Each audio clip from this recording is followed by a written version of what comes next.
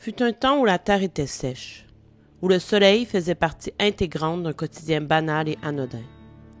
Fut un temps où les humains sortaient savourer un repas délectable au restaurant, où les miettes et les restes étaient jetés allègrement, où même les mouettes se régalaient.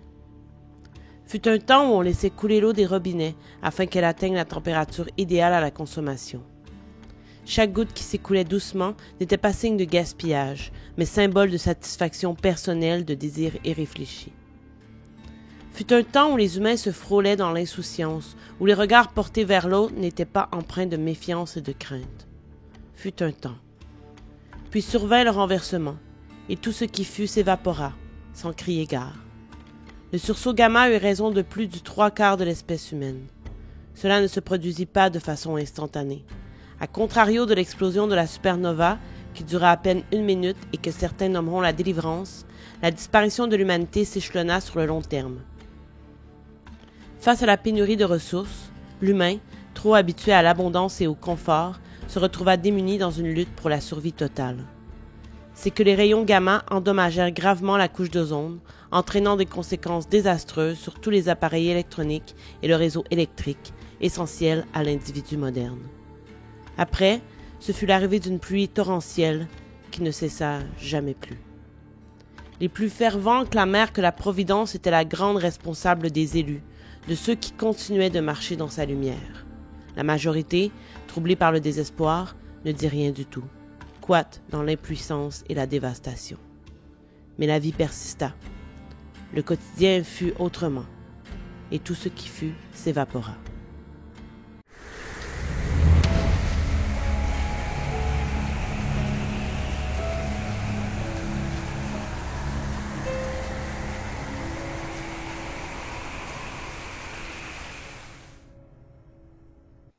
Bonsoir, bonjour à toutes et à tous. Nous revoilà presque 6 mois après le chapitre 1, puisque ce soir, nous sommes ici pour entamer le chapitre 2 du déluge. Et j'ai avec moi Kérosène, mieux connue sous ce nom, pour ce chapitre 2. Bonsoir à toi. Bonsoir, bonsoir. Merci de l'invitation. Ah, ça fait plaisir. Comment vas-tu? Ça va très bien, merci, toi? Ça va bien aussi. Donc oui, on va poursuivre dans ce monde de pluie et de désolation. Si vous avez écouté le chapitre 1, vous avez compris un peu le ton. On va utiliser le système de Shadow Dark, très populaire sur la chaîne en ce moment, puisque on a quand même une campagne assez longue qui se joue présentement avec Shadow Dark, qui remplace les duchés pendant le congé de paternité de Félix. Et on vient aussi, tout juste avant la diffusion de cet épisode, de faire un one-shot avec Shadow Dark également. Donc, on est là-dedans, là, on l'aime bien, ce système. Et nous, on va poursuivre, mais cette fois-ci, dans un contexte pas médiéval fantastique, mais vraiment réaliste, un ton un peu plus post-apo, mais on va quand même aller quelque part de différent avec Seth Charon, personnage joué par Félix dans le chapitre 1. Si vous n'avez pas vu le chapitre 1, c'est pas grave si vous commencez par celui-ci. Il va y avoir des petits liens ici et là pour vous faire plaisir aux spectateurs et spectatrices ou auditeurs auditrices qui ont écouté le premier chapitre, mais c'est pas nécessaire. Vous pouvez faire tout ça dans le désordre. Il n'y a pas de problème avec ça. Est-ce que tu es prête? Oui. Excellent. Lançons-nous. Ce chapitre 2 s'appellera « Une place à prendre ». Un maigre sac refermant le bagage d'une vie, tenant sur une seule de tes épaules grâce à sa ganse usée par le temps, tu marches d'un pas déterminé vers l'épave du train. Celui qui t'est apparu comme une lueur d'espoir, probablement la seule, la dernière dans toute cette obscurité. Là-bas, dans ces compartiments, dans ces wagons confortables, il y a la possibilité d'un renouveau. Une place à prendre. C'est qu'ils se font rarissimes les endroits secs et au chaud. Et ne sont pas donnés généreusement. Non, non, non. Tout a un coût dans cet univers nécessiteux et misérable. Or, toi, Axel, tu sais que tu as quelque chose à offrir. Tu te dois de tenter ta chance dans cet étrange jeu de l'existence. Tu te perds dans tes pensées tout en fantasmant sur l'absence d'humidité alors que la pluie te martèle le visage.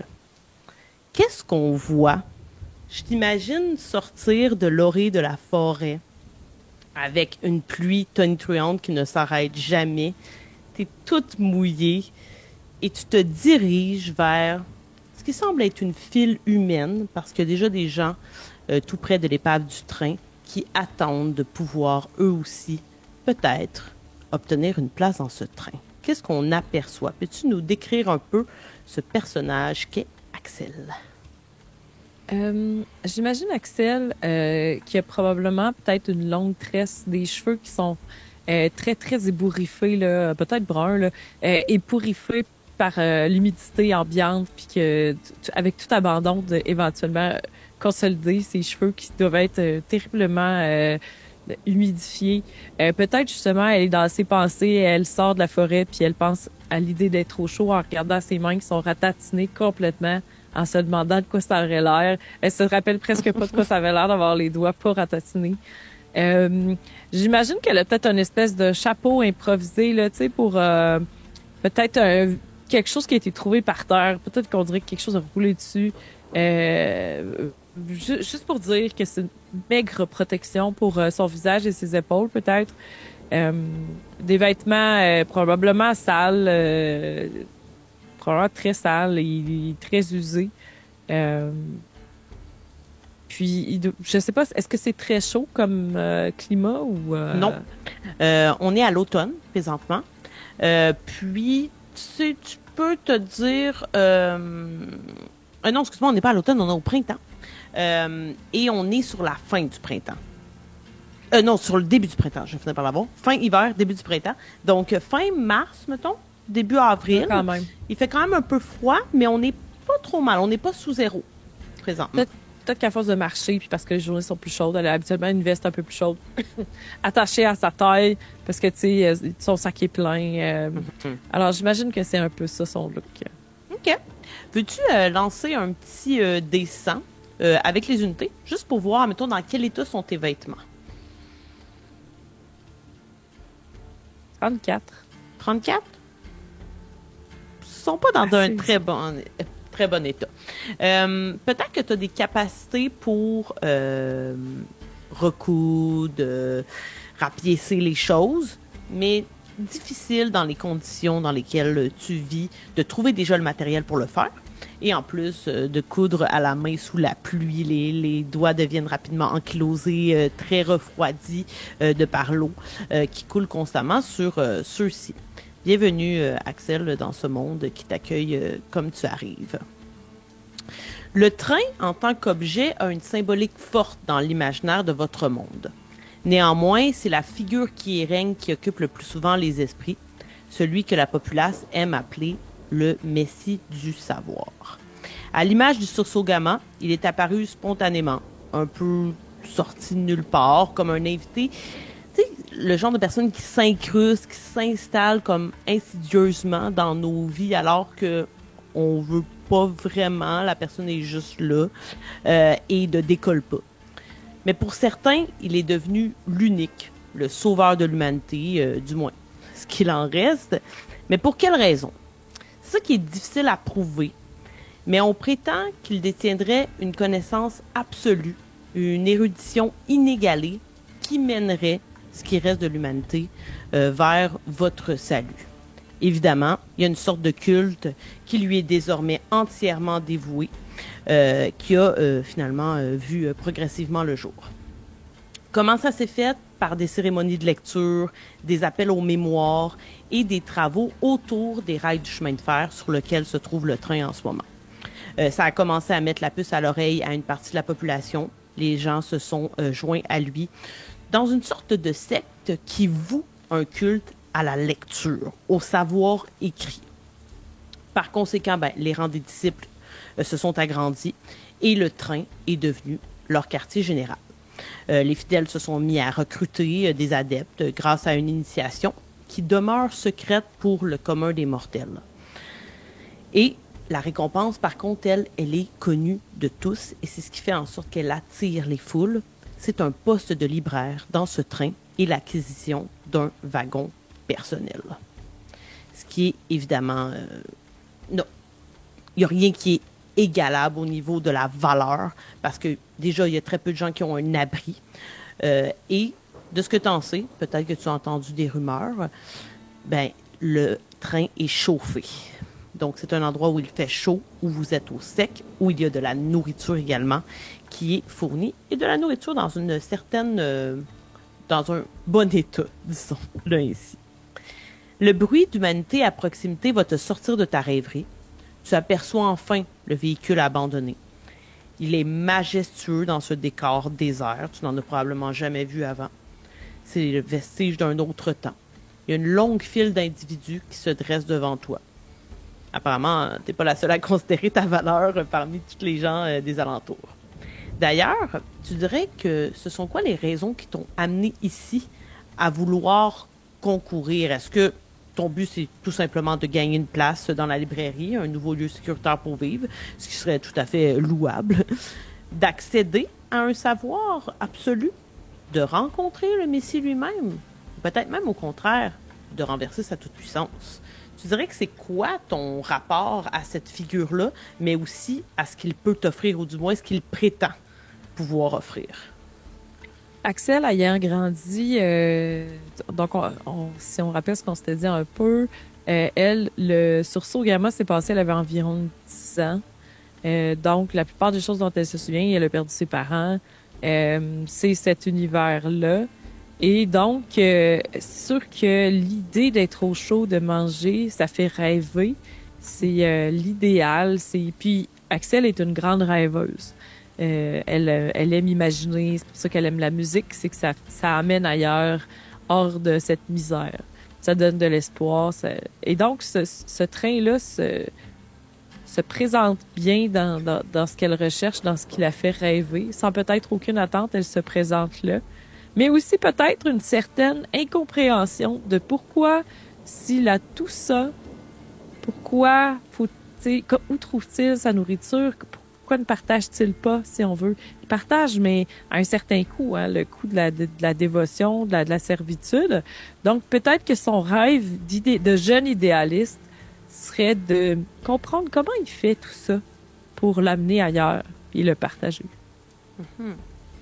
Tu dirais aussi, c'est quoi ton rapport au monde du livre, ton rapport au savoir? Est-ce que, tu sais là, tes parents, tu n'as plus tes parents, clairement, puisque tu avais à peu près 10 ans, j'imagine que tu as été un peu chapeauté par quelqu'un. Tu dirais que ça s'est passé comment, toi, les 10 dernières années de ta vie?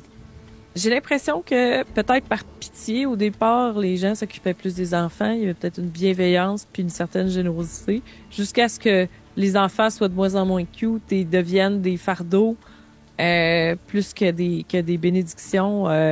Et c'est devenu de plus en plus difficile jusqu'à ce peut-être qu'elle a rencontré un mentor d'où elle a appris la musique.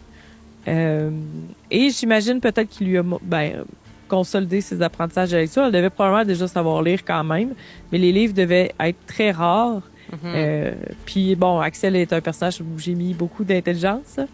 Alors j'imagine que pour elle, ça devait être d'une grande curiosité chaque fois qu'un livre était trouvé. Et d'autant plus, il faut le mémoriser, il faut bien l'apprendre, il faut le lire attentivement et avidement, parce que demain, il faut le revendre pour pouvoir manger. Il doit y avoir une certaine rareté dans ces livres-là, souvent des livres partiels. Tu lis une histoire, puis tu en connaîtras jamais la fin parce que le reste est brûlé, ou noyé, ou détruit d'une façon ou d'une autre. Alors, j'imagine que c'est un peu ça. Ça doit être l'équivalent d'un jouet merveilleux qui suscite l'imaginaire. OK.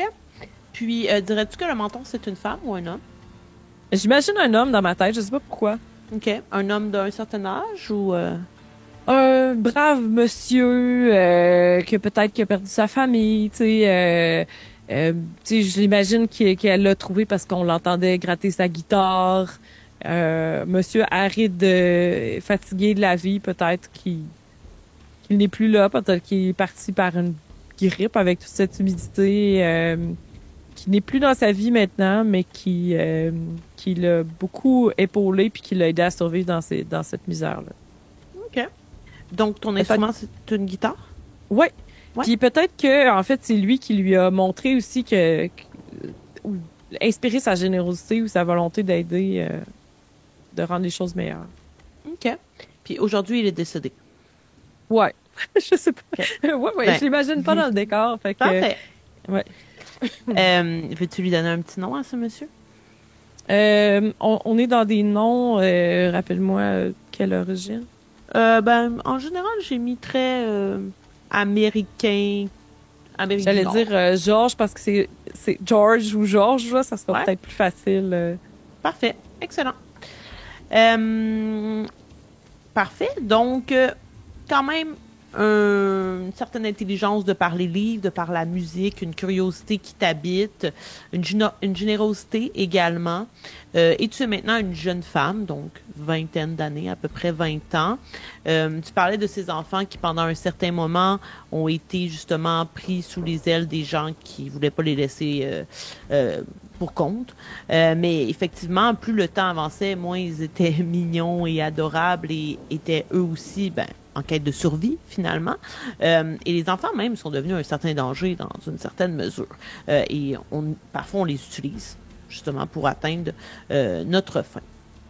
Donc, est-ce que tu te joins à la procession lorsque tu vois la file d'humains? Est-ce que la file est bien longue? Est-ce qu'on parle de 100 personnes ou comme 20? Non, parce qu'il y a quand même beaucoup, beaucoup de gens qui sont morts avec le sursaut gamma, donc la population est vraiment moindre. Mais on parle quand même peut-être de 30 personnes. D'accord. Puis est-ce que ces gens-là, autre indice pour savoir si la file est très longue, est-ce que les gens ont établi quasiment un campement avec des tentes où les gens sont à peine assis puis ça a l'air d'aller vite? Les gens sont vraiment... Il n'y a pas de gens qui ont l'air d'être établis là de façon permanente ou même temporaire sur plusieurs jours. L'une des raisons qui te pousse à te dire que ça se pourrait pas, il y a des gardes dans les environs. Il y a vraiment des hommes qui sont assez bien équipés, particulièrement pour les conditions dans lesquelles vous vivez, et qui ont des fusils. Et ça, c'est très, très, très rare. Donc, probablement que eux, leur job, c'est de ratisser le périmètre pour que les gens ne demeurent pas sur place. Parce que tu sais que, il y a beaucoup de gens qui vont tenter leur chance et qui n'obtiennent pas de place. Donc, il faut vite les débarrasser de là. Parce que, clairement, rébellion, il peut y avoir. Là. Ouais. Fait qu'il y a personne qui semble rester là. Les gens sont probablement arrivés la journée même pour faire la file. Puis ça avance à un certain rythme. Mais tu sais que tu vas passer une partie de la journée là, c'est sûr. Ah, ça fait probablement plusieurs jours que je marche. Oui. Au moins. Alors, c'est sûr que probablement que je vois plus cette file-là comme enfin un répit pour mes jambes, mes pieds fatigués. Peut-être même pour juste, m'asseoir sur une roche, vider mon soulier, masser mon pied. De toute façon, tout est trempe. Le remettre. J'imagine, c'est peut-être des bottes de caoutchouc ou des vieilles bottes de caoutchouc un peu trop grandes parce que ça doit pas être facile de trouver sa taille non plus. Donc, fait que je fais juste la vider, là. Puis, en fait, probablement écouter les conversations aussi. Qu'est-ce que les gens ont entendu, qu'est-ce que les gens ont vu. Avoir une approche peut-être plus discrète pour le début, là. Parfait. Les meilleurs morceaux de vêtements que tu as dû ramasser, c'est sur des cadavres. La plupart du temps, vous tombez dans vos longues marches parce que beaucoup de gens sont en déplacement dans l'espoir de trouver un endroit où s'établir qui serait mieux que le précédent. Puis, effectivement, il y a des gens qui tombent malades. Bon, il y en a qui se font tuer. Donc, souvent, vous allez récupérer des bons morceaux sur les autres. C'est pas considéré comme du vol rendu là parce que, bon, ils seront plus utiles à ces gens-là de toute façon. Donc, tu t'approches de la file. Pas besoin de brasser de dés, on y viendra, ne t'inquiète pas. La file est habitée par des âmes de toutes sortes. Tu te rends compte qu'il y a des hommes, il y a des femmes, il y a des enfants dans la file, il y a des vieillards. Donc, vraiment, l'humanité semble se retrouver dans cette petite file de 30 personnes. Je t'ai invité à faire ton premier jet, justement, qui va être un jet de perception, qui est un jet de sagesse. À 12, tu obtiens de l'information. À 15 et plus, tu en obtiendras plus. Donc, je lance tout simplement mon D20, j'ajoute ma sagesse. Exact. Je revérifie, là, j'étais bonne en certaines choses. D'accord, pas là-dedans. Puis, OK, j'aurais une question après. Vas-y. Oh, j'ai un. Un, ouh, d'accord. Je suis dans ma Donc, tête. oui, effectivement. Puis tu observes aux alentours, puis peut-être que tu es un peu effrayé de par ces gardes qui, tu sais, alors que tu es assis sur ta roche, que tu vides un peu tes bottes de l'eau, que tu te masses les pieds, tu essaies d'écouter les conversations, mais pour vrai, peu de gens se parlent entre eux. Ils ont tous le regard tourné vers le train, endroit de toutes les ambitions.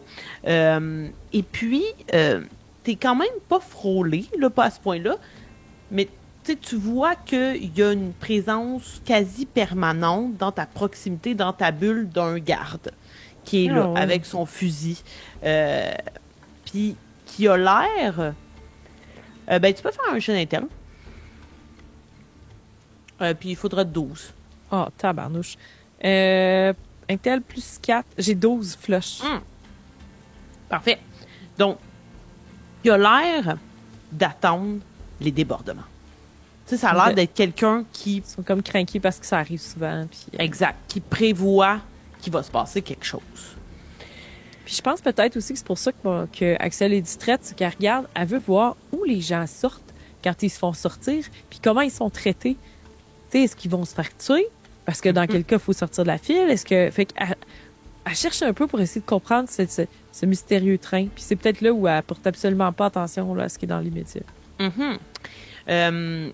Tu vois au bout de la file la cambousse, qui est le bout d'un train. Ok, c'est le wagon du bout du train. Merci, la série qui m'a appris ce mot-là. Donc, tu vois les gens entrer et ça se fait très lentement.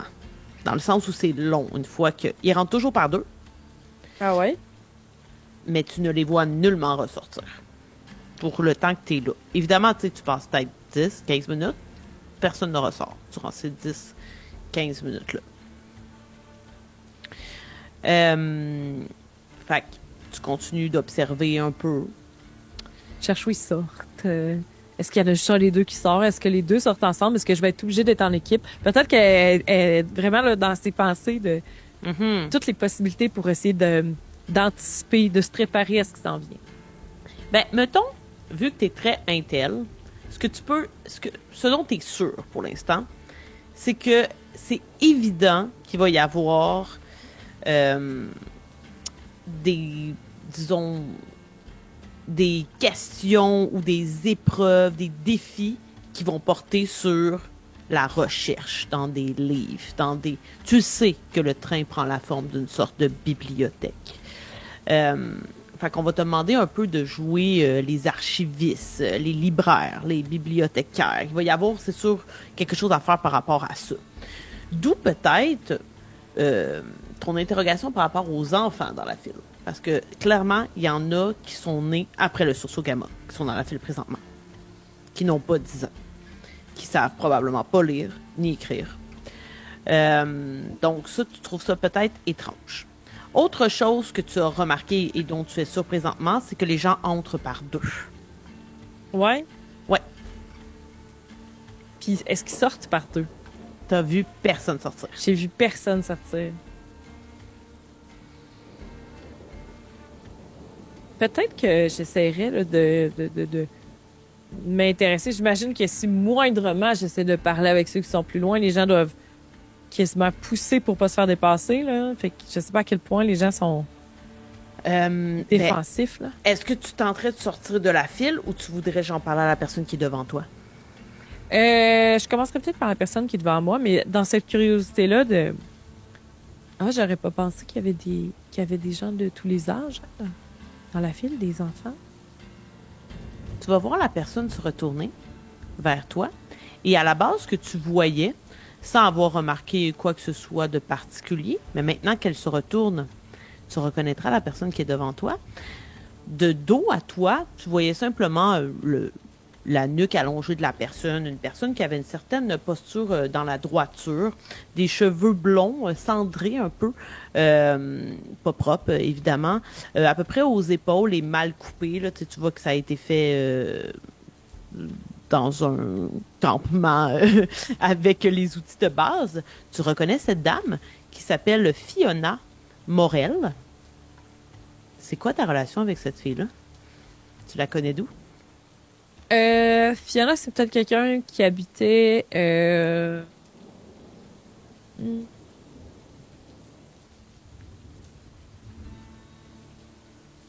Peut-être que c'est une femme qui était dans l'une des premières communes dans laquelle, j'oserais pas dire village, là, commune dans laquelle je m'étais joint quand j'étais plus jeune, peut-être.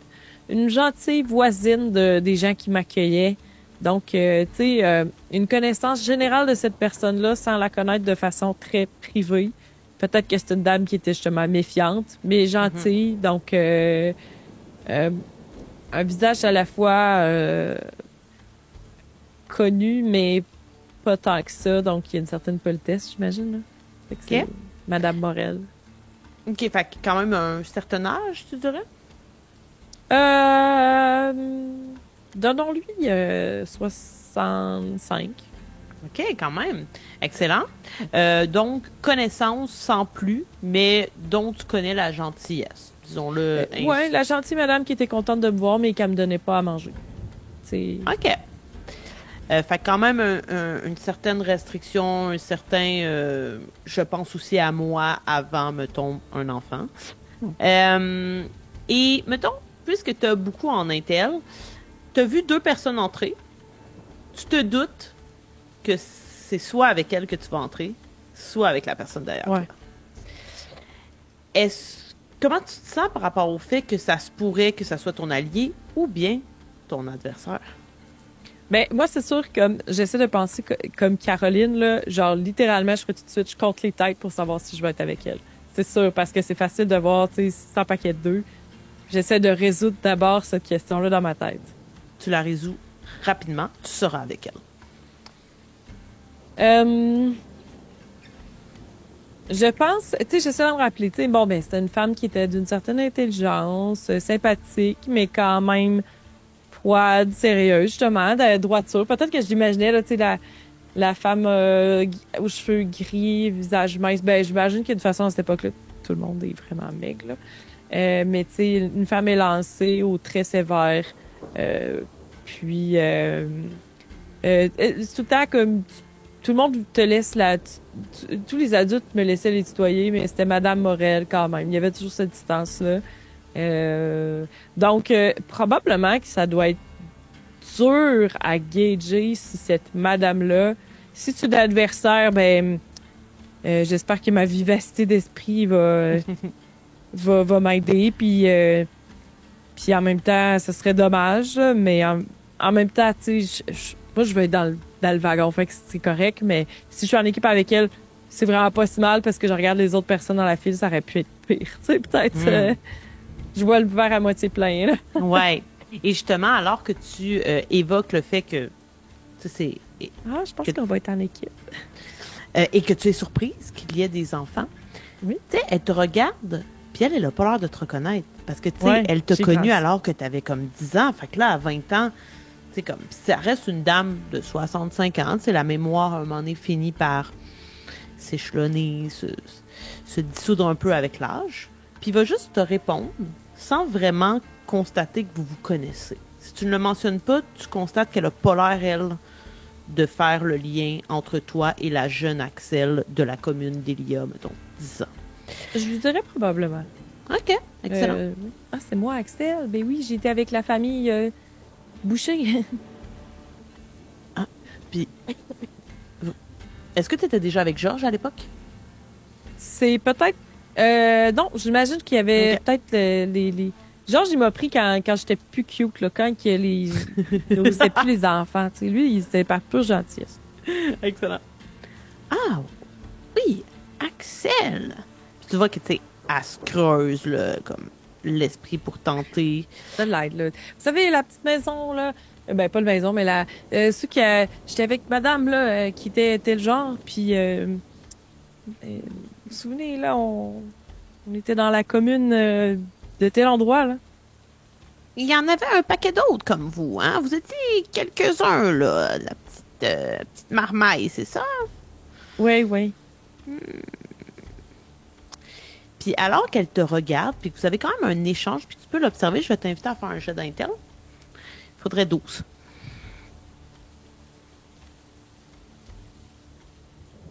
Oh, j'ai 20.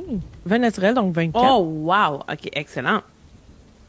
Te revient, alors que tu croises ses grands yeux bleus, que c'était une dame qui avait beaucoup, beaucoup d'expertise en tout ce qui est guérir.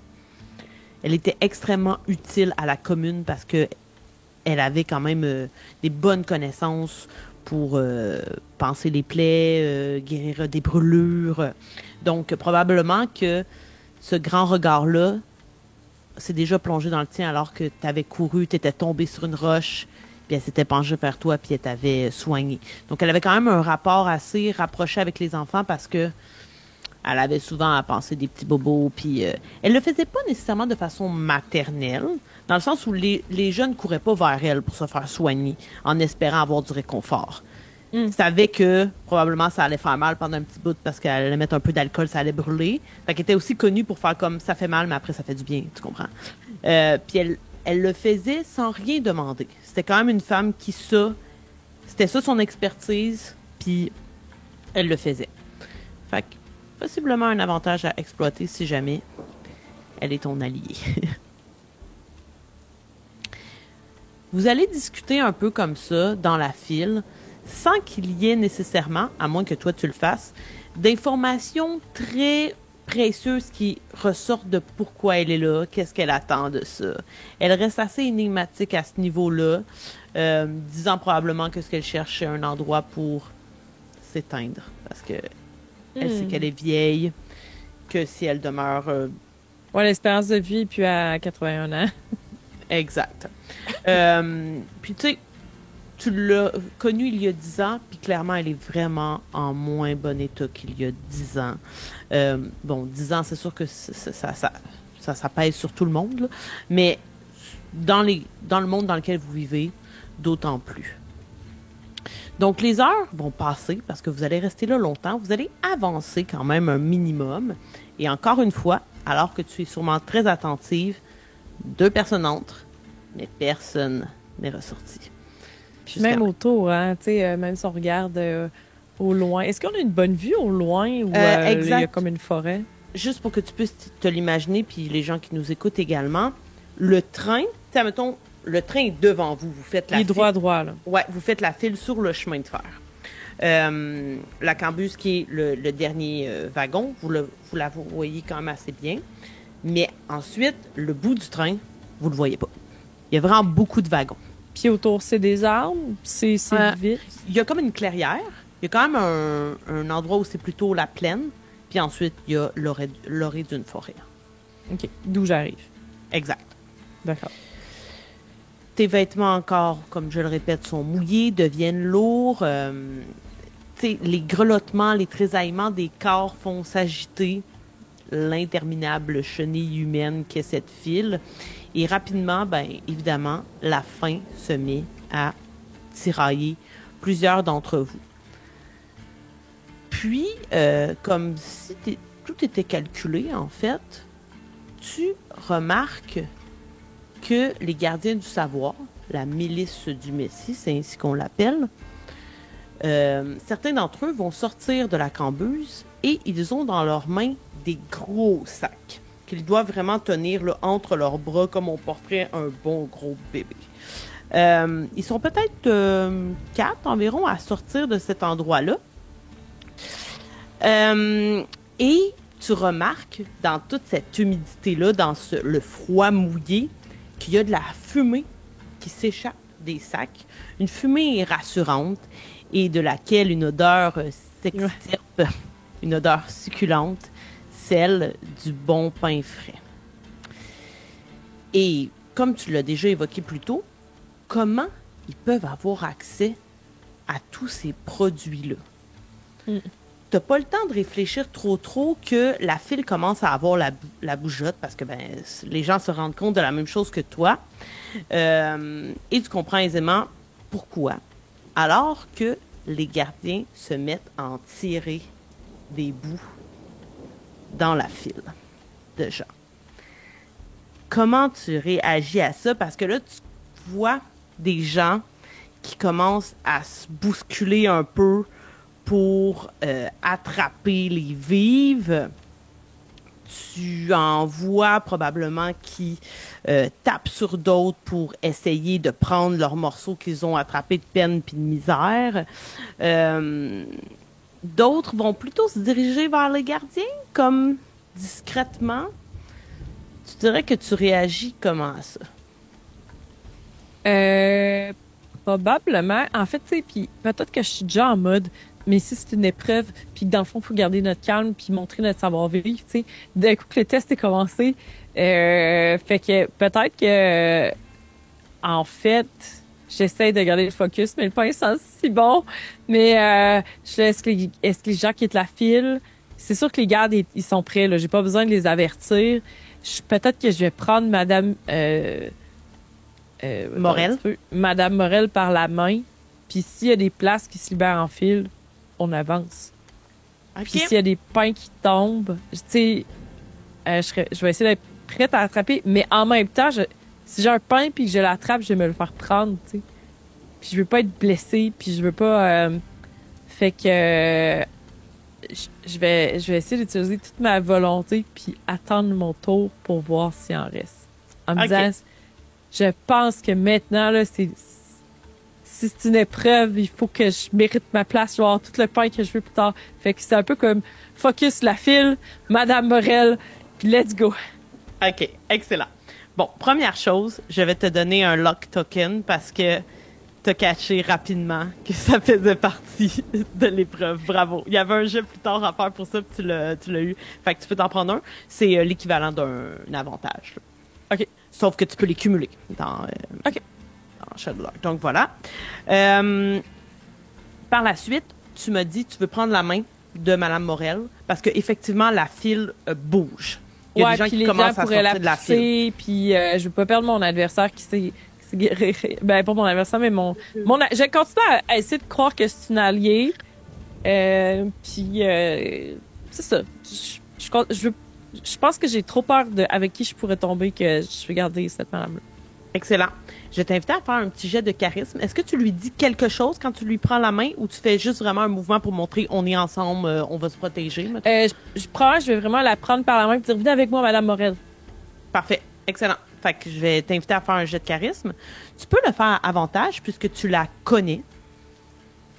Donc là, 8 sur mon dé, je vais ajouter 2, fait que sinon 18, ça fait 20. Oh, bravo. C'est ta stat forte, n'est-ce pas, celle-là?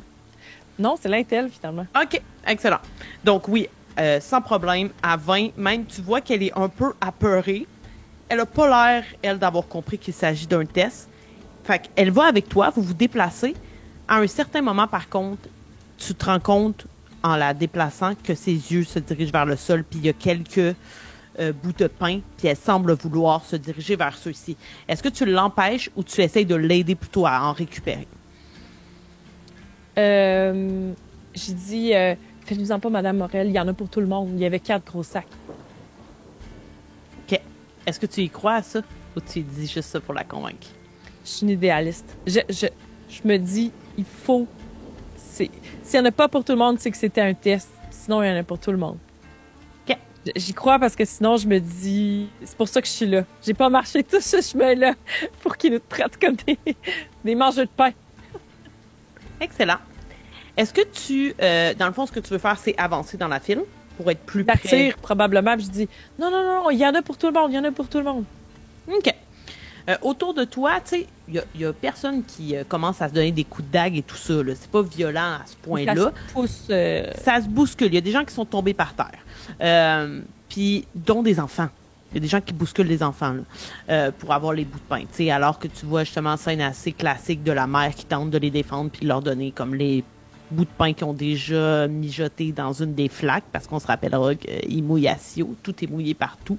Puis on a lancé les miches de pain. Là, fait comme il y en a plein qui sont tombés par terre. Est-ce que, en avançant dans la file, tu tentes d'avoir un contact visuel avec les gardes ou pas du tout? J'imagine que contextuellement, en ce moment, ils me font peur. Mm-hmm. Ils doivent être en mode combat. Ils doivent essayer de contenir les gens qui vont essayer de faire de l'opportunisme. Là.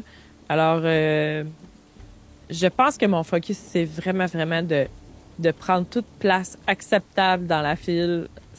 Je dépasse pas, mais il était plus dans la file, il est parti chercher du pain. Exact. Peut-être que tu gagnes quand même au moins un bon 5-6 places dans la file. De gens qui ne vont pas nécessairement revenir te dire hey, c'était ma place parce que justement, ils en sont sortis. Tu vois certaines personnes qui tentent d'amadouer les gardes pour obtenir du pain. Et pour certains d'entre eux, ça semble fonctionner. Te connaissant, est-ce que c'est quelque chose que tu aimerais tenter ou tu te dis je reste docile, je reste dans le fil, puis on va finir par venir me donner du pain? Dans ma tête, j'aurais vraiment le goût. Peut-être que je prends mon souffle, tu sais. Puis là, je me dis, en ce moment, ils veulent savoir si t'es digne de faire partie de leur civilisation, de gens qui sont capables de se tenir. Je persiste en me disant, non, il y en a pour tout le monde. Il faut que j'attende mon tour. Mais c'est sûr que, note à moi-même que je me laisse, ce soir, là, pendant que la file va être finie, là, il va sûrement rester du pain caché. Ils en ont lancé plein. Je vais revenir. Excellent. Après un certain temps, il n'y a plus de pain qui est remis.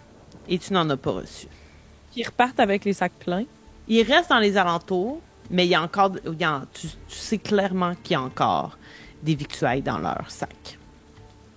Est-ce qu'ils continuent de se laisser convaincre? Non, ils redemandent aux gens, ils rappellent à l'ordre, ils demandent aux gens de se remettre en file. Et la délégation recommence à avancer très, très tranquillement. Je vais peut-être lever la main. Tu sais, comme pour faire... C'est correct, je suis civilisée.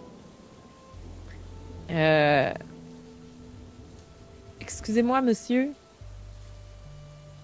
On va t'ignorer pendant un certain temps. T'es pas trop sûr de si on t'a pas vu ou si volontairement on fait en sorte de ne pas te voir. Est-ce que tu, à nouveau, excusez-moi? Ouais, je sais. Excusez-moi, monsieur. Il y en a un d'entre eux qui se retourne vers toi. Puis tu sais, tu peux penser, là... je sais pas si tu écoutes la série La Servante écarlate. Oui.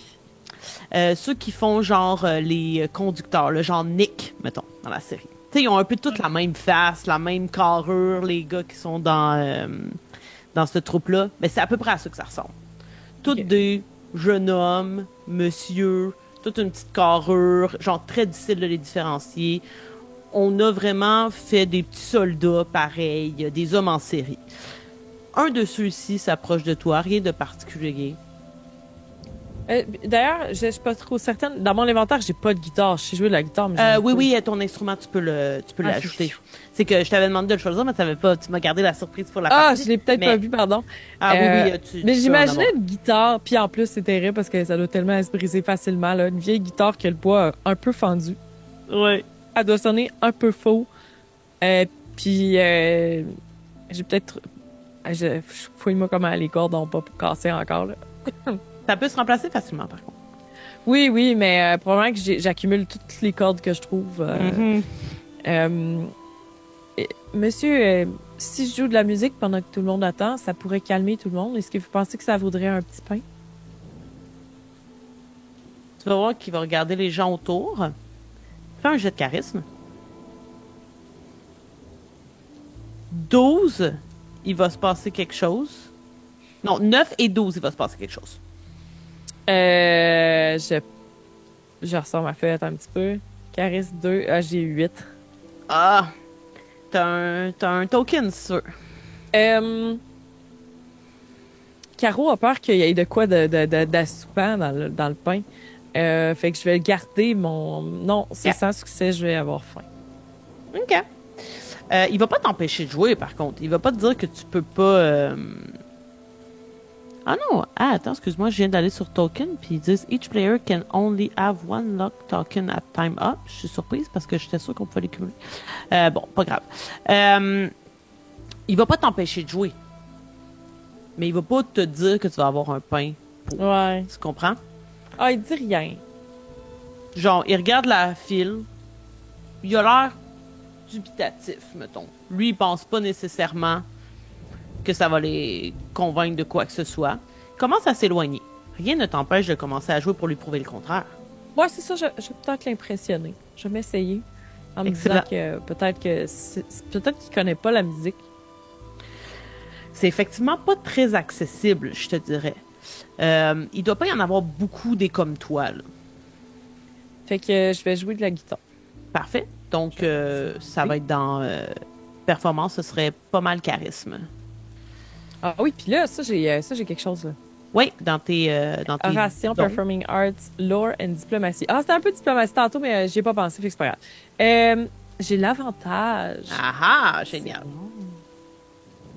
Ah, ben là, j'ai 20 plus 2. Naturel? 20 naturel. Oh, wow. OK. Fait que malgré comme qu'il t'a pas appuyé, tu te dis que tu vas te mettre à jouer, puis peut-être que c'est encouragé par le fait que Fiona commence un peu à taper du pied pour comme t'encourager, comme te donner le beat, puis espérer comme amener du monde un peu avec toi. T'sais, elle a pas d'instrument sur elle, mais elle veut te montrer que... Elle me genre, soutient. exact. Tu dirais que tu commences les notes de quelle chanson? Ah, mon Dieu. On n'est pas dans un monde super genre futuriste là. Je te dirais Ouais. qu'on n'est pas plus que genre en 2040 là, mettons. Mais, tu sais, probablement que c'est une chanson, probablement une chanson qui se clappe bien. En me disant que si Ok. les gens embarquent, Ouais. parce que il doit avoir une certaine, même si les gens sont désespérés, les gens sont tous ici par espoir. Mhm. Fait qu'il Ouais, y a oui. peut-être une espèce de, de, voyons, comment je veux dire ça? Une espèce de joie sous-jacente au fait d'être là, un peu comme tu dis, hey, c'est peut-être la fin de... Fait que je vais peut-être essayer d'inspirer ça, une chanson qui est relativement rythmée, tu sais, joviale et qui donne le goût de taper des mains puis d'embarquer, là. Tu sais, une espèce de ce qui serait aujourd'hui pour nous les Beatles, tu sais, les tunes que tout le monde connaît, qui sont rallieurs, qui sont rassembleuses. OK, excellent. Tu as eu 20 naturel. Fait que comme tu vas bien faire ça, puis plusieurs personnes vont effectivement se mettre à taper dans les mains, à bouger un peu dans la file, à porter des regards vers toi et avant même qu'un gars puisse le faire, tu vois dans la file des bouts de pain commencer à se passer d'une main à l'autre pour aller vers toi. Ah, wow, ben là, puisqu'il y en a qui doivent pas se rendre, mais... Oui, il y en a qui sont mangés par un enfant au milieu, là. Mais, exact. Puis Fiona aussi serait... Si tu la laisses, elle en prendrait un ou deux. Est-ce que dans ton bagage, tu as des rations? Non. OK. Fait que peut-être que, tu sais, t'en manges un sur le coup, t'es prêt à en manger un bientôt, mais les autres, peut-être t'en mets un peu dans ton sac. Fiona les garde pour toi, en fait, le temps que tu joues. Et tu vas justement attirer les regards quand même de quelques personnes, dont les gardes, après un certain moment à jouer, qui n'ont pas un regard comme mauvais envers toi. Mais quand même, tu attires l'attention, tu détonnes un petit peu des autres gens dans la file. Et alors que tu joues, il y a encore quand même des gens qui accèdent au train. Et je t'invite à faire un jeu de sagesse. 15. 15, excellent, il fallait 15 ou plus pour avoir l'information. Tu constates que à l'avant, plus près de la cambuse, il y a un gardien qui n'a plus de sac dans ses mains, qui circule et qui, de façon extrêmement volontaire, tapote l'épaule d'une personne puis l'invite à dépasser. Ah, ouais. Ouais, puis là, mettons, passe 3 personnes, tapote Ils mélangent les équipes. une autre épaule puis les fait passer. Là, évidemment, ça crée du mécontentement. Il y a des insultes que tu commences à entendre au devant de la file. Il y a des réactions un peu plus fortes dues au dépassement. Je vais te demander, s'il te plaît, de lancer un dessin.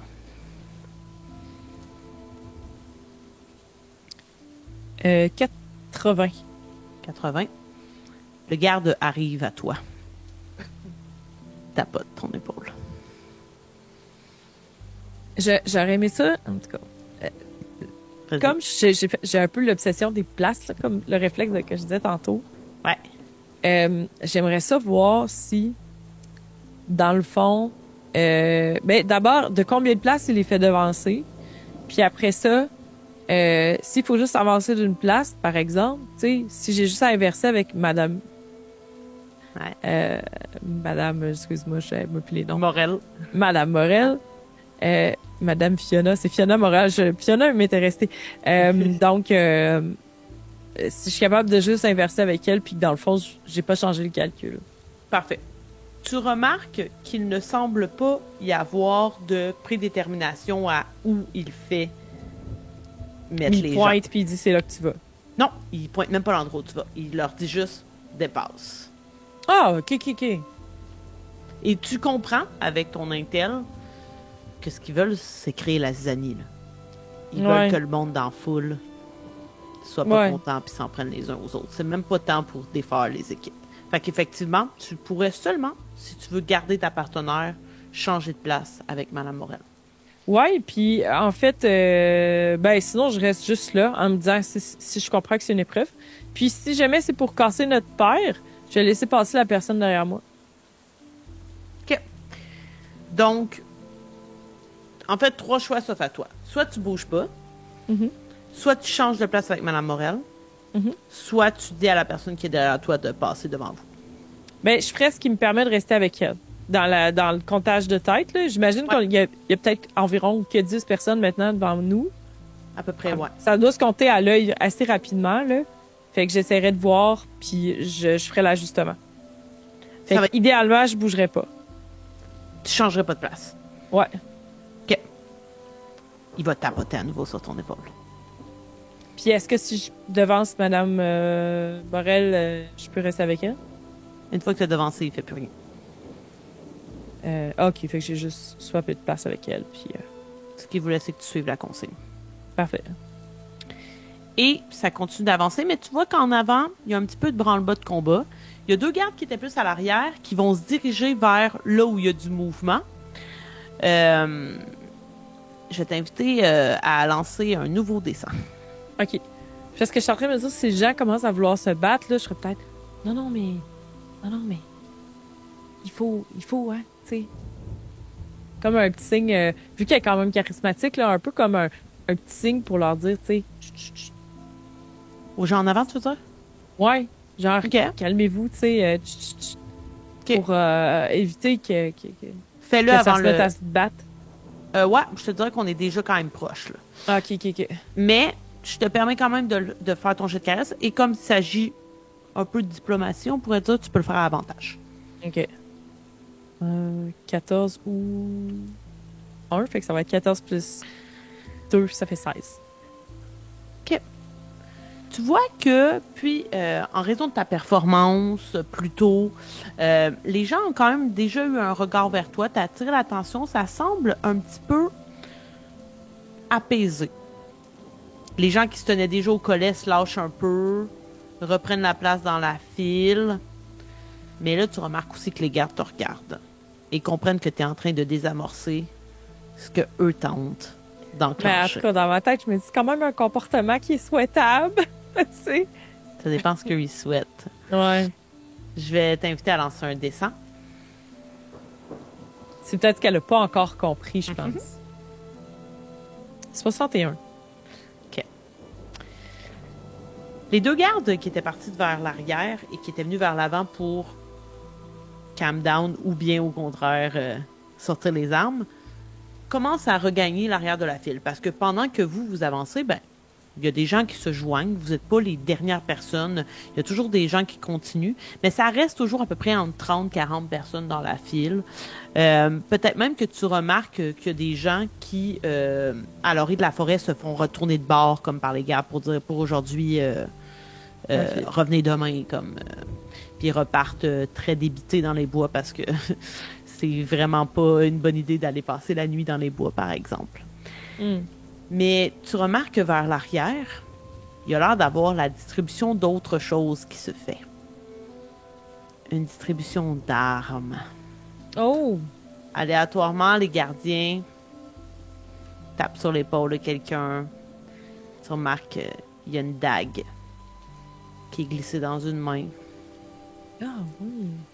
Tu remarques même peut-être un club, un bâton un peu plus fait de bois, un peu plus long. Et là, ben, ça commence à se voir dans la file qu'il y en a qui reçoivent ça. Comment tu réagis à ça? Alors que là, comme il y a des gens qui commencent à avoir peur, il y a des gens qui vont peut-être même quitter la file, notamment des gens qui n'ont pas reçu d'armes. Tu sais, si toi, tu es la personne en avant et que la personne en arrière, elle vient de recevoir une dague, ça se peut que tu n'aies pas tant envie de rester en avant de lui. Comment tu perçois ça? Est-ce que tu dis, ah, moi, je reste dans la file, je fais mon affaire, je fais comme si j'avais rien vu? En fait, probablement que je le pointe à Madame Morel, puis je sors mon couteau, puis je le cache dans mes poches pour qu'il soit plus proche, puis j'accroche ma guitare, puis je suis prête à me battre. Okay, je suis prête à défendre. En fait, je suis prête à défendre ma position dans la file. C'est surtout ça, en fait. Tu sais, je veux pas être violente avec personne, mais je vais tenir mon bout. OK. Parce que c'est comme ça que j'ai grandi. Oui, c'est ça, exact. Tu vas pas initier les hostilités, mais si on vient sur ton terrain, tu vas défendre ce qui t'appartient. Ouais, c'est ça. Je vais montrer que j'ai une arme, puis t'sais. Parfait. Je vais te demander de faire un petit jet de dex pour sortir ton arme puis essayer de la comme cacher un peu subtilement, parce que si on voit que toi aussi t'as une arme, ça se pourrait attirer les regards. 16. Excellent, sans problème. Tu réussis à faire ça. Et là, tu vois effectivement un mouvement des gens qui sont armés qui commencent à gagner les rangs avant. Donc, vraiment, qui cherchent à finalement voler la place des autres de par la menace de l'arme. Et il va y avoir un peu une débandade là, qui va suivre. Derrière toi, quand même, mettons une dizaine de personnes, il y a une bataille qui va éclater. Ce que tu vas remarquer, tu sais, c'est quand même à une distance de toi. Pour l'instant, disons, tu n'es pas trop menacé. Mais tu as quand même vu sur la chose. Les gardiens, la première chose que tu remarques, en fait, c'est que les gardiens n'interviennent pas du tout. Ils sont comme ça, à quelques mètres, et ils regardent les gens carrément, là, cette fois-ci, utiliser la violence. Donc, tu vois une vieillarde qui va, à l'aide d'un club, éclater le crâne d'un jeune homme qui essayait de... Tu vois que le jeune homme avait l'air d'essayer de la voler ou, tu sais, il était après elle, mais elle s'est pas laissée faire. Puis, tu sais, c'est une vieille femme, là, tu peux l'imaginer, vraiment avoir quasiment de la difficulté à lever le club. Elle a des lunettes, ce qui est assez rare, qui sont toutes brisées, là, mais elle a quand même des lunettes, puis tu vois, tu sais, t'es pas si loin, assez proche pour voir le sang qui gicle directement dans le verre brisé de sa lunette. Tu vois également une femme qui était dans la file qui s'est fait donner un arc, qui est une arme assez rare. Tu as cette arme et tu sais que... Probablement emballée dans un tissu pour que ça ait l'air juste d'être une canne à pêche ou on sait pas trop, là. Oh ouais, parce que vraiment, c'est rare. Et en fait, elle vient tout juste de se la faire donner. Et elle a quitté les rangs, elle est retournée vers la forêt. Puis, elle essaye de tirer, mais clairement, elle a aucune habileté à faire ça. Puis, elle est rapidement rattrapée par des enfants qui vont se mettre à ses pieds puis la faire, tu sais, la prendre aux chevilles puis la faire tomber pour lui voler. En fait, principalement, c'est flèches. Ils vont même pas tant s'occuper de l'arc. T'entends un coup de feu qui est tiré, ce qui est d'une grande rareté et qui va mettre pendant un certain moment tout sur pause. Il y a du sang qui coule déjà dans les rigoles d'eau de pluie. Quand même déjà un petit massacre et tu sens que ça pourrait encore exploser, mais là, il n'y a plus d'armes qui se donnent. Je vais t'inviter à lancer un des 20. 10. 10. OK. Tu vois qu'il y a un homme qui s'approche, qui était plus à l'arrière de la file, qui a dans ses mains, je vais t'inviter à lancer un des 10. 1. Il y a une sorte d'épée. Mais tu sais, il faut pas le voir comme une épée genre fantastique. C'est plus un couteau, mettons. Un couteau, mais assez long. Puis il se dirige directement sur Fiona. Ben, en fait, probablement que je m'interpose puis je dis, hey, tu sais, Ouais, je vais sortir mon arme, je vais dire back off, là. Tu sauveras pas 30 secondes. Tu vas pas tuer cette femme-là pour sauver 30 secondes dans la file. Qu'est-ce que tu as dans ton sac? Puis il va porter un œil sur ton sac. Est-ce que tu as quelque chose à lui offrir pour éviter le combat ou tu préférais carrément entrer en initiative pour ne rien lui donner? En fait, j'aurais peur qu'il m'attaque si je vais voir dans mon sac. Fait que probablement que je dis rien qui te concerne, tu sais, puis je suis très, très... C'est quoi un sachet de 20 billets, c'est du cash? Un? Non, de billes. Ah, de billes, pardon. Ouais. Par contre, juste pour te dire, Fiona a également un sac qui pourrait faire en sorte que tu restes en garde, puis tu sais, elle est comme derrière toi. Fait que tu pourrais essayer de fouiller dans le sien pour lui donner quelque chose. Si tu veux. Et je dis, Fiona, est-ce que vous avez quelque chose? Puis tu vois qu'elle va aller fouiller, puis elle vraiment comme elle shake, là. Elle est super stressée. Il est quand même assez proche d'elle. Ouais. Et elle va sortir une sorte de mèche de barbe de Jupiter, plante de laquelle on a parlé dans le chapitre 1, qui est une référence directe au jeu de Long Dark, qui sert notamment à faire des bandages, qui peut aider pour des plaies, pour des brûlures. Tu peux en trouver dans la nature, mais c'est pas hyper facile à prêter pour que ça fonctionne au niveau de la guérison, et elle, c'est déjà tout fait. T'sais, c'est déjà prêt à l'application. Fait qu'elle sort ça, il remarque automatiquement qu'est-ce que c'est. Il le prend. Je vais t'inviter à faire un jet. Ah, ouais, sinon, si je peux essayer de sauver la main, je dis, tu peux pas l'attaquer, là, c'est une guérisseuse, là. On en a besoin. OK, fais un jet de charisme. Vas-y avec avantage aussi. C'était ce que j'allais te lancer, te faire lancer. 21. Excellent. Tu vois qu'il prend le truc, il le met dans ses poches, il regarde ta dague pendant un instant, il te scrute. Tantôt, tu avais mis ta guitare dans ton dos, probablement qu'elle va un petit peu par-dessus ton arc qui est bien emballé. Remarque pas. Il retourne vers l'arrière de la file. Il essaie pas de devancer plus que ça. Mais tu vois qu'il... Je dirais peut-être la madame qui est tombée là-bas, là, les jeunes, ils ont laissé l'arc par terre. Oh! OK, excellent.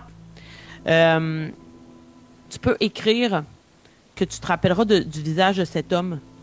C'est un homme, mettons, 45 à peu près, très, très usé par la vie, chauve, puis grosse cicatrice sur un de ses yeux.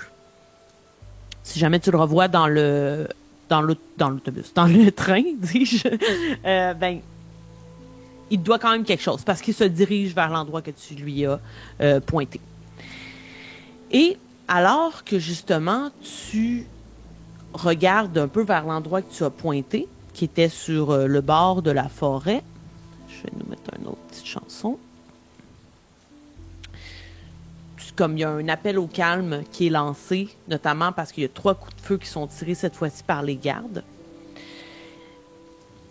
Et encore une fois, te revient à l'esprit peut-être cette question, mais où ils parviennent à se procurer tout ce matériel? Tu sais, dans les 10 ans de vie, tu n'as jamais vu de nourriture d'aussi bonne qualité, de vêtements, parce que les gardiens du savoir, là, tu sais, sont équipés. Ils n'ont pas genre une veste par balle, mais ils sont quand même bien habillés, de vêtements en bon état. Puis en plus, ils ont des armes de bonne qualité, notamment des fusils. Et tu remarques aussi qu'il y a quand même quelques corps qui parsèment le terrain, inconscients ou morts. Ça rajoute au paysage qui est déjà quand même assez effroyable. Ouais. Et tu repenses à l'intérieur et chaud et sec du train qui est là, tout à portée. L'endroit s'est tu pour un moment. On entend uniquement le bruit des blessés là, qui se relèvent péniblement pour ceux qui n'ont pas succombé à leurs blessures. Et alors que tu regardes justement vers la lisière de la forêt, tu entends un bruit qui en provient. Puis il y a un spectacle fascinant qui se déploie sous tes yeux. Il y a 6 individus. Ça te prend un petit peu de temps à les distinguer parce que ils s'amalgament bien à le peu de végétation qu'il y a. 6 individus masqués qui semblent venir d'un autre monde, là, qui sortent des bois, qui gagnent le terrain vague et qui s'empare de 2-3 cadavres et qui les traîne à bout de bras. Je vais te demander de faire un jeu d'intel, s'il te plaît. Et blague.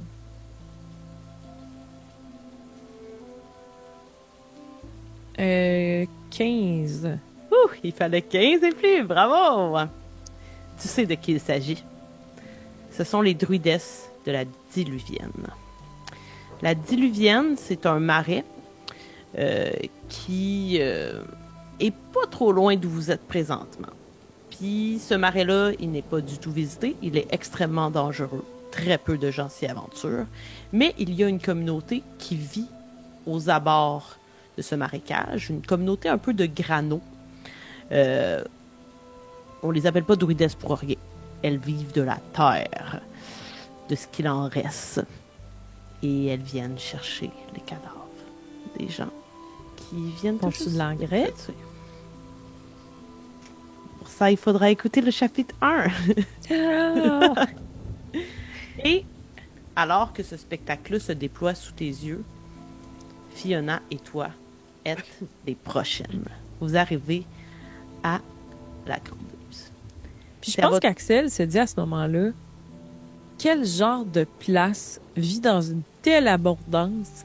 Et non seulement, tu sais, je pense qu'elle s'attendait à une espèce d'accueil, il faut être civilisé, c'est les gens éduqués. Mais là, elle voit ça, puis je pense qu'elle trouve ça très sauvage comme traitement. Parce qu'au début, on pourrait se dire, ah, le pain, ils veulent voir si on est civilisé, si on est capable d'attendre notre tour, tu sais. Mais là, ça, là, donner des armes pour que les gens s'entretuent, je pense qu'Axel, elle comprend pas. Elle reste dans la file, mais dans l'espèce de, qu'est-ce que je suis en train de faire là? Mais il est trop tard pour reculer, mais peut-être que dans ses yeux, là, il y a vraiment un doute, là. Mm-hmm. Et c'est ton tour d'entrer. Est-ce que tu tends quand même la jambe vers la petite marche qui te mènera à l'intérieur du train? Oui, c'est sûr. Axel entre. Ça fait des jours qu'elle marche, mais avec la tête pleine de doutes. Et au moment où tu poses ton pied sur cette marche qui va te mener vers le champ des possibles, il y a un garde de l'autre côté qui te tend une lettre. Sur celle-ci, tu peux lire le message suivant. Un mensonge, une rumeur, un secret. Et tu as 3 affirmations. À côté de celle-ci, évidemment, tu n'es pas écrit quel est le mensonge, quel est le secret et quelle est la rumeur. Voici les 3 affirmations. Le Messie du savoir connaît un endroit où l'électricité sera ressuscitée. Deuxième affirmation. Tous les cultes se ressemblent et s'assemblent. Troisième affirmation. Tu as une alliée à bord. Tu peux lui faire confiance.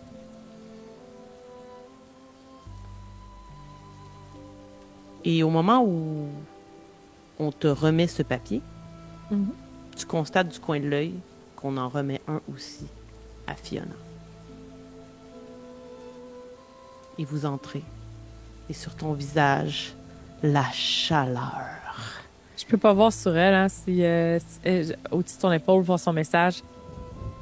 C'est fait exprès pour que vous soyez comme toutes les deux. Mais vous voyez l'une l'autre que vous recevez quelque chose. Mm-hmm. Mais déjà, physiquement, on vous sépare. Physiquement, on les sépare. Ben, vous êtes dans le même compartiment. Vous êtes toutes les deux dans la cambuse, mais vous ne vous frôlez plus. Vous êtes vraiment amenés chacune, et c'est pas le même garde qui remet le papier à Fiona que celui qui t'a remis le tien. Et vraiment, la chose qui te frappe, c'est la chaleur. Il fait chaud, là. C'est comme si on était dans une soute, là, où on remplit des foyers, là, au charbon. C'est chaud, chaud, chaud quand tu entres à l'intérieur. Et un long couloir d'une longue locomotive se dresse devant toi. Et nous allons arrêter la partie sur ça. Ouh! Yay!